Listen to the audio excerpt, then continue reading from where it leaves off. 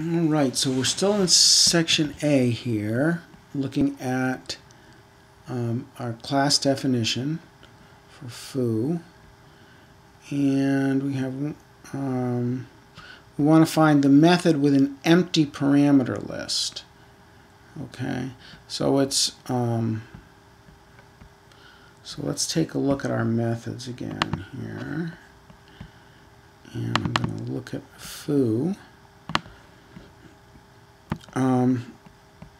So we have these two methods defined here, foo bar and get greeting, and then move is defined farther up. Let's see, where is move defined exactly here?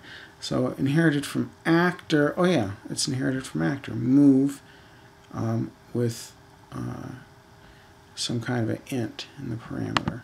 Alright, so we want to find the method with an empty parameter list. So let's see. So the parameter list, to find the parameter list, you look at the method signature. When you're looking at the method signature, you can see the parameter list right here. So for foo bar, there's actually one parameter. The name of the parameter is distance, and the type of parameter is int. Okay. Get greeting has no parameters at all because there's nothing listed in here.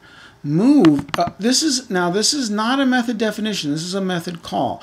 So basically what happens is whenever you make a method call, whenever you ask foo to execute foo bar, what it does is it goes and looks up how to do foo bar, and then it says, okay, so what I have to do is I have to call move with this input parameter.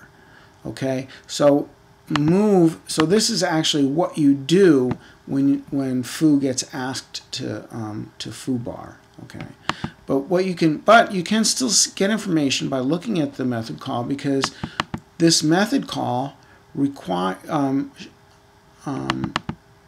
has an input parameter right here, distance. Okay, so notice in the method definition, in the signature for the method definition, you need to put the type of parameter that's being passed.